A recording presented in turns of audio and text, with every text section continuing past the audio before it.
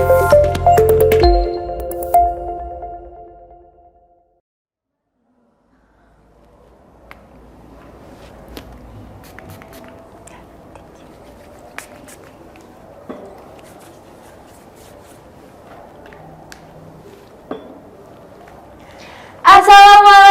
warahmatullahi wabarakatuh. Halo semuanya, selamat datang di Smamita Podcast. Bersama dengan saya Syahla Taliataya, biasa dipanggil Syahla, yang akan ditemani oleh rekan saya Karenina Marsentia, biasa dipanggil Nina.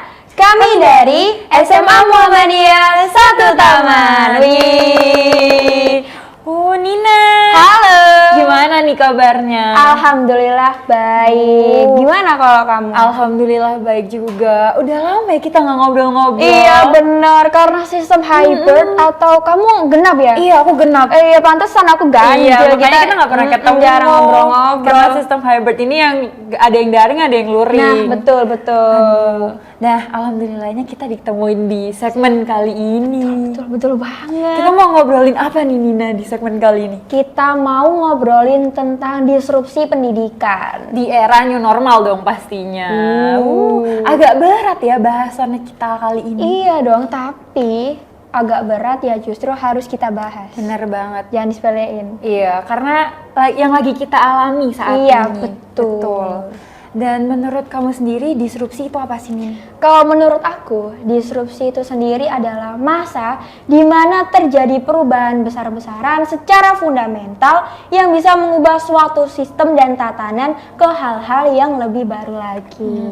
Berarti dari kata-katamu tadi aku bisa tarik satu kesimpulan bahwa disrupsi pendidikan adalah perubahan sistem belajar mengajar dari yang lama ke yang baru di era new normal ini. Betul, apalagi nih ya sebelum pandemi kita itu belajar atau kegiatan belajar mengajar kita itu secara offline keseluruhan. Benar banget, luring semuanya. Iya, kita bisa berinteraksi dengan bebas, kita bisa belajar dengan bebas dengan teman-teman kita, dengan guru-guru kita di sekolah yang tentunya suasananya itu juga nyaman gitu ya buat belajar. Lalu lambat laun kemudian datanglah yang namanya COVID-19 nih. Iya, yang bisa mengubah sistem kegiatan belajar mengajar kita tuh menjadi daring. Benar, langsung berubah 180 derajat. Nah, betul, secara keseluruhan itu kayak online semuanya. Bener kita nggak bisa berinteraksi bebas, kita nggak bisa belajar di sekolah, kita belajar juga di rumah terus kan.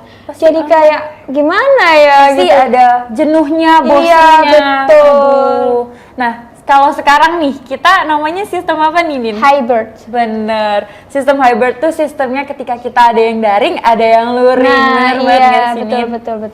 Dan menurut kamu sistem hybrid ini efektif nggak sih? Gimana ya? Kalau misalkan dibilang efektif itu juga efektif. Kalau dibilang enggak itu juga ya kurang gitu loh. Karena mungkin ya di dalam bidang kesehatan itu sendiri, sistem ini tuh juga positif gitu loh. Kayak plus gitu loh, karena bisa menurunkan angka COVID-19. Oh iya bener banget. Bener kan? Tapi kalau menurutku di bidang pendidikan itu sendiri itu masih kurang efektif. Kenapa tuh? Ya karena gini, kan sistemnya kan ada yang daring juga ada yang luring. Bener. Ya kan, kalau luring ya aman lah kalau udah vaksin ya kan disuruh vaksin dulu kan sebelum luring. Terus kalau misalkan daring nih, ya kan kita nggak tahu toh kondisi siswa-siswi di rumah itu seperti apa gitu loh. Bisa aja dia lagi broken home atau terjadi suatu masalah di rumah yang bikin belajar itu nggak nyaman, kan jadi males gitu loh buat belajar. Belum lagi nih ya kalau misalkan di perkotaan itu ya mungkin fasilitas dan infrastruktur itu bisa memadai ya sistem hybrid. Tapi kalau di pedesaan yang masih kurang infrastruktur dan fasilitasnya, di daerah-daerah terpencil juga masih kurang, kan jadi terhambat nih pendidikan kita, kan kayak gitu. Benar, jadi karena kurangnya sistem yang memadai ya, infrastruktur yang memadai itu bikin itu jadi salah satu tantangan pendidikan di era new normal. Iya, tantangan kita. Benar banget. Terus ada lagi nih tantangan pendidikan di era apa itu? Yaitu beban guru. Kenapa ya? Karena ketika kita di sistem hybrid kayak gini, pastinya kan guru menerangkan di dua kondisi. Bener banget. Yang satunya ada di daring, yang satunya ada di luring. Nah, guru harus bisa bagaimanapun bagaimana caranya itu harus bisa. Yang daring harus ngerti, yang luring juga harus ngerti. Nah, iya itu betul juga ya. Karena kan guru juga nggak tahu, bukan cenayang gitu. Benar banget. Di rumah muridku merhatiin aku apa enggak kan kayak gitu ya. Padahal kita kalau tinggal offline langsung tidur. Betul banget. Terus nggak paham materi dan karena setiap tantangan itu pasti ada solusinya. Bener banget. Kalau solusi dari kamu ada nggak? Kalau menurutku ya mungkin dari pemerintah melakukan sistem pemetaannya tuh jadi lebih memperhatikan gitu loh dari di daerah pedesaan-pedesaan kayak gitu supaya adil dan rata gitu. Jadi kan pendidikan kita nggak terhambat. Benar. Gitu. Apalagi pendidikan tuh penting banget ya buat paling kita. Penting karena pendidikan itu kan bukan hanya soal kita belajar membaca buku seperti itu kan bukan ya. Jadi pendidikan itu juga pendidikan berkarakter, pendidikan pendidikan kayak olahraga dan lain sebagainya kan juga nggak bisa tuh daring terus gitu ya. Zoom kayak gini terus karakternya bisa muncul di mana kalau lewat situ? Lewat online kali ya. Betul. Terus kalau aku dari aku solusinya itu mungkin pemerintah bisa melakukan mobilisasi nih kepada guru-guru supaya kan waktu pandemi kemarin banyak tuh guru-guru yang di PHK karena takutnya nggak ada upahnya. Betul. Jadi mungkin pemerintah bisa melakukan mobilisasi ulang untuk guru-guru dan bisa disebar ke daerah terpencil. Bener kan? Dan supaya pendidikan di negara kita tuh merata, nggak ada yang tertinggal pendidikan karena pendidikan itu kunci utama perjuangan bangsa. Bener gak? Nah, betul. Nah, kita nih ya sebagai generasi muda yang bakal melanjutkan negara kita ya kita harus bisa dong pendidikan itu gimana caranya bisa lebih maju gitu loh. Dengan adanya teknologi yang ada bukan berarti kita malah jadi menurun gitu loh. Tingkat kekritisan kita, tingkat kepintaran, kecerdasan dan itu bukan penghambat gitu loh. Bener. Justru dengan adanya teknologi ini kita harus bisa lebih kritis nggak sih sebagai generasi milenial. Jadi bukan malah menurun kayak zoom off cam gitu kan. Bener banget. Kita bisa memanfaatkan teknologi ke yang lebih baik lagi secara bijak dan bisa memperbaiki kualitas diri kita tentunya.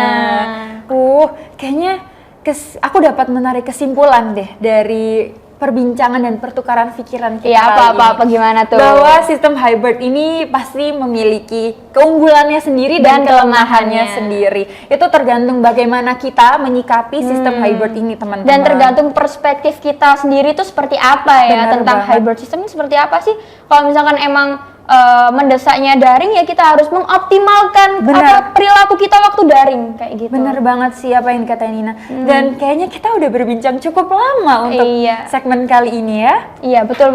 Mungkin kita bisa lanjut di segmen berikutnya membahas hal-hal yang lebih dalam lagi ya. Bener ya, nggak kalah seru dan milenial abis ya. Iya betul. So mungkin cukup gitu aja ya. Cukup. Saya Syahla dan saya Nina. Kami pamit undur diri. Mohon maaf apabila ada salah kata. Wassalamualaikum warahmatullahi wabarakatuh. Bye. See you.